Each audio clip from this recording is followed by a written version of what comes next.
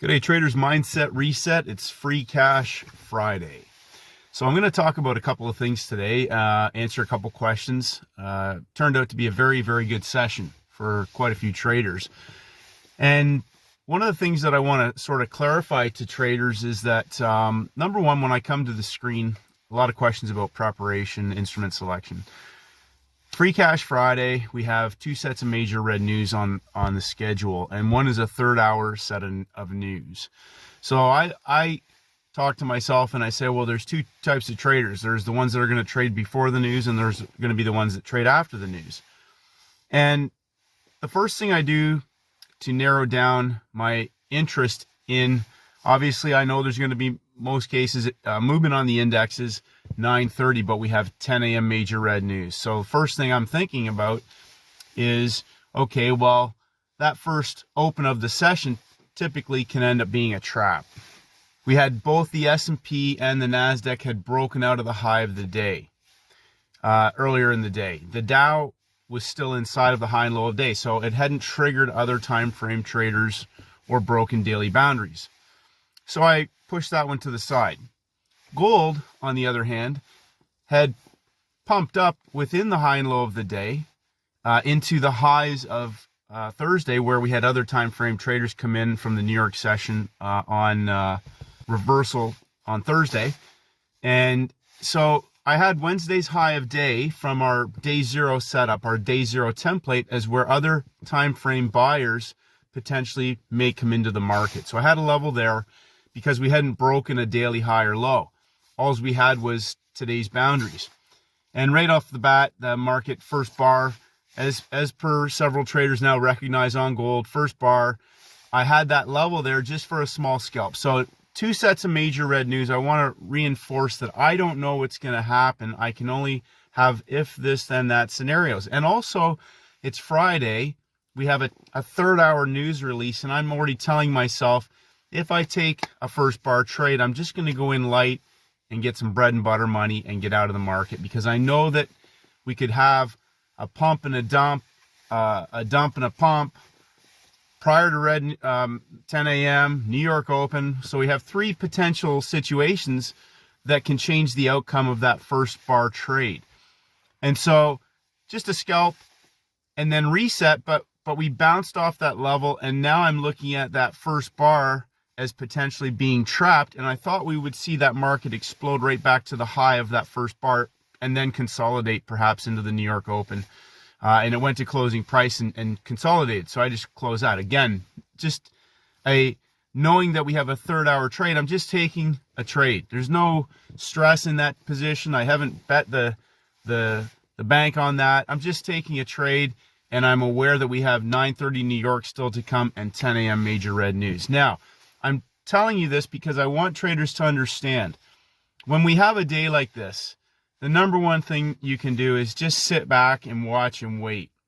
Number one, because gold, if you go back, and there's a great video that I put together a year ago on first hour major red news on gold and how they will establish a high and a low. First hour puts in a high and a low. We've broken out on a first bar trade to Wednesday's high of day level.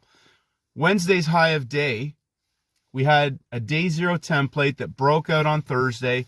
That to me represents the fact that we could have other time frame buyers underneath of that high of day level. So now we've broken a level, breakout, pullback, stop hunt down into higher level longs from Thursday's trades on major red news that got caught buying up high and holding if they did. But understanding that if you did nothing but wait till 10 a.m., there was a beautiful short squeeze setup, as I wrote on the community post, first hour, second hour, third hour major red news. A short squeeze setup.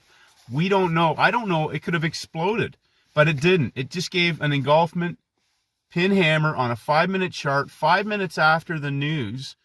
It's just a normal chart. Remember the four types of first 5-minute news release candles. Number one, did we have a first bounce opportunity? So first bounce may have exploded long through other time frame sellers, pulled back first 15 minutes and resumed that explosive movement on a first bounce opportunity going parabolic on Free Cash Friday. We could have had a first bar trade, which just rifles through, as one trader said, traps the whole day, and then proceeded to just give a nice 40, 50 pip collapse into Wednesday's high of day before pulling back. You'll notice the time rotation there, reversal 15 minutes after the news. Then there's the third type where it just wicks both sides. Now, usually we can see that on a narrow range. Sometimes we'll see it on a Friday, and then we'll go into New York Open or, again, third hour major red news, but it didn't. It gave a first bar trade. But on the 10 a.m. major red news, the fourth type of news release is no wicks, no explosion, no first bar, none of that. It just, so then 5 minutes after the news is released, we just resume our original thesis. We have a low put in place first hour, second hour trades back into that, third hour engulfment pin hammer for an explosive short squeeze reversal back not only to the high of the session, but to the high of the day, and probably into other time frame sellers. If you look across on your left, you'll see a 1 hour high, 15-minute high from the breakout on Tuesday on CPI. That's my first point. My second point is, on a day like today, I had a question from a trader, a great question, and it was regarding a first red day setup on Euro Swiss. And as I mentioned yesterday's video, we can have a signal day. A down closing day is not always going to be a first red day setup. It's Free Cash Friday, by the way. But this particular pair was the Euro Swiss, which I very rarely, if ever, look at. And obviously I'll miss some trades that do present on that pair, but it's a low volatility instrument, so it's usually not even on my radar. But point being is this: on the day itself, it's Free Cash Friday. The first thing I look for is instruments that have broken a boundary, broken a daily boundary, unless we have a parabolic 3-day coil for an explosion, which is a peak formation high, peak formation low, consolidation into the open of the session on the third day. That's a day zero setup. Okay, so that's different than being inside. Remember what I said, if you're inside, you need a parabolic setup on a well-engineered chart.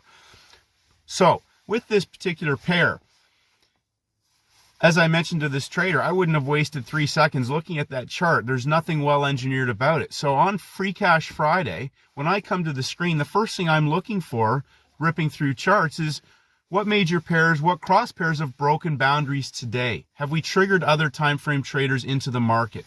Which tells me, number one, we could have a range expansion and be going back to that level, or we may, as in the case of the indexes, have volume triggered at the high of the day. And one trader mentioned to me about the NASDAQ. Well, the market moved first hour, so what do you do then? Hold on a second. Listen real close. If it's not 9:30, the indexes aren't even open yet. That's what creates anxiety and stress for traders. You think the market's already moved, you missed out. The market's not even open yet. It opens at 9:30. So at 9:30, we redraw our levels, and I wait. And I just haphazardly was looking at the NASDAQ. I had the S&P and the NASDAQ up. But 15 minutes after the open, what type of opportunity do we have? It's a pump and dump template. They made a lower low on the day. We've already triggered other time frame traders into the market. I'm looking at that, and I didn't see it at first. But then I realized this market has the potential to rifle through higher level longs from Thursday and potentially all the way back down to the low of the day based on a coiling wedge pattern for a vertical blow off, a creeping trend. And it's all timed and measured.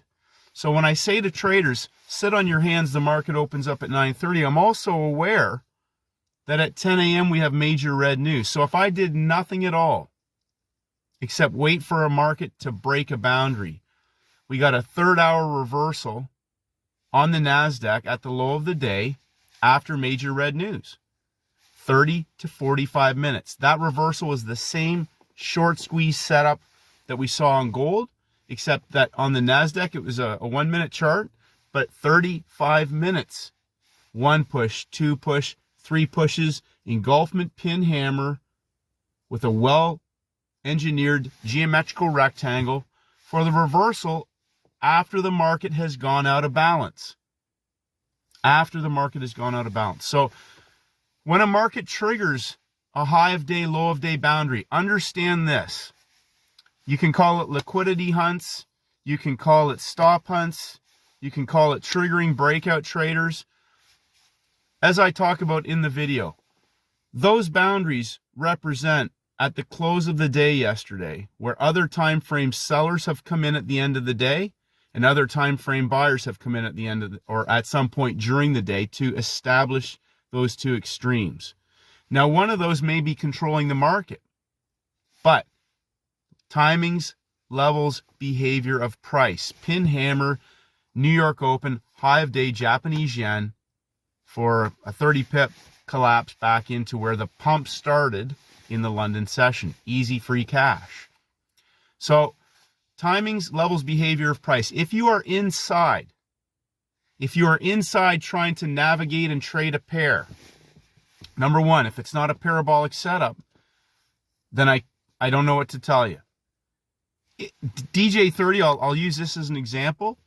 9:30 New York Open, right back to the low of the current day, but it had a range that gave traders asymmetrical risk reward. I think it was 100 pips from high to low. So that's a significant range. That's different than being in a 25 pip box trying to buy and sell something that hasn't even triggered other time frame traders.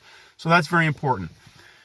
So I want to reinforce that, and Sanj, my friend in the UK, noticed this a while ago. I say this all the time. I don't know what's going to happen. But when I get to the screen, I'm going to let things set up. Are they pumping yet? What pairs are on my radar? Have any instruments already broken those boundaries? I can't tell you the day before. I can only look at the templates and say, okay, we got a first red day. We got a down closing day. But is it Monday, Wednesday, Friday? Is it a Monday, Wednesday, Friday template for a pump and dump and pump, or even a range-bound market? And on the day itself, do we have a well-engineered template for a best trade candidate? If there's major red news, guess what? The market could be setting up into that 10 a.m. news release. So, two types of traders. The ones that trade before the news. There's ones that know exactly what they're doing and they're skilled. They've been doing this. They know how to take money out of the market. There's other traders who want to trade that before the major red news, and sometimes they get chopped up. They get frustrated. They get beat down, and then they miss the easy trade after the news. After the news, you can trade things as per normal. There's a high, low. Do we have other time frame traders in the market? Do we have a template, a well-engineered template for a best trade candidate? British pound. Again, there's an example. Joseph hit that trade. Low of the day. The market went down, first hour news. New York Open takes traders back into that. That's two pushes. A third short squeeze reversal for 25 pip. Reversal off low of day after major red news. Easy free cash. A short squeeze setup. If they dump it on the first hour news, already I'm thinking pump.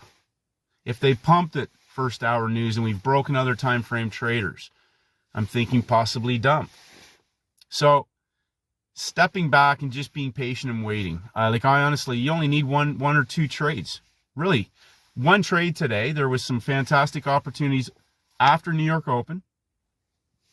And there was fantastic opportunities after major red news on, well, gold and NASDAQ to me are really textbook trade setups. So again, levels. So we've broken down to Wednesday's high of day. That level is significant.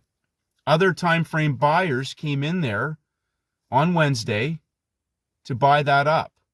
That's where we had our day zero template. So a breakout level has significance if we trade to that level.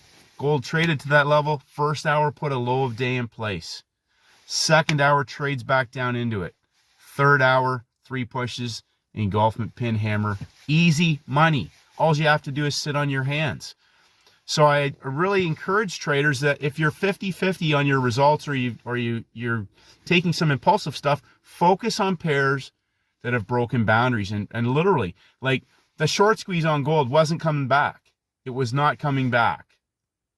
NASDAQ, it had to work, as I made a joke in my little, thing.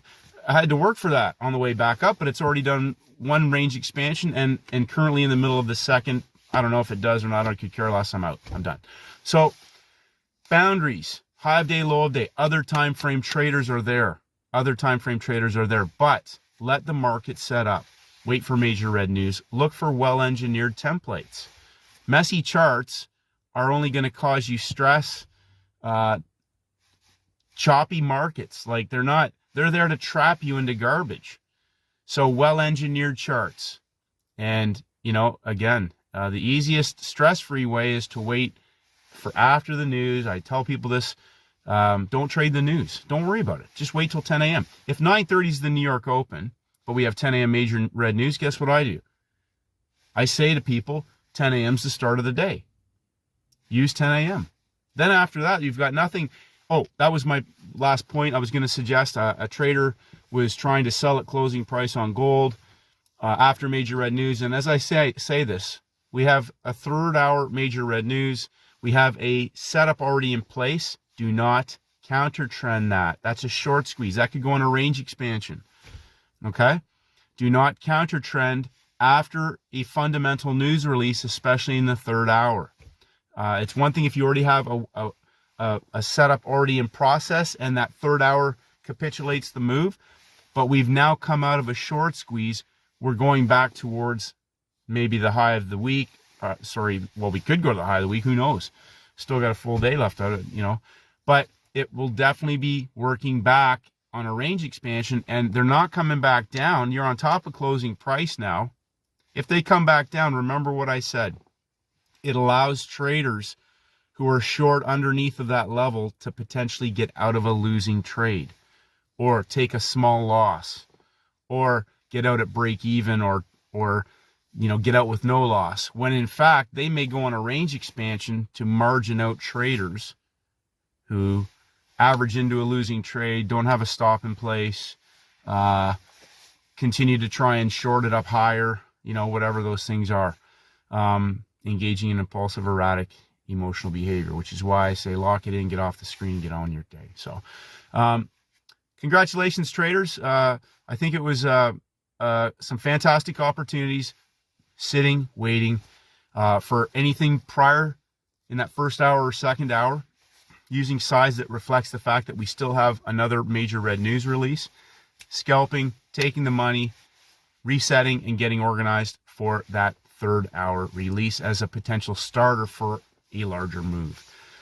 Have a great weekend, traders. Thank you for a lot of great feedback. Again, I'm going to try and put together a video this afternoon and respond to emails and questions. Thank you.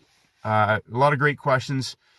Sitting on your hands is so important. Step back and wait. And as I said, sometimes I come to the screen. I can't tell you what's going to happen. I need to wait for them to start pumping it or start dumping it before I can actually see that thesis come together. Dump and pump, pump and dump. Well-engineered templates, hitting the trade, being patient, and getting on with your day. Locking in the money and getting out of town. Have a great day, traders, and may the markets go with you.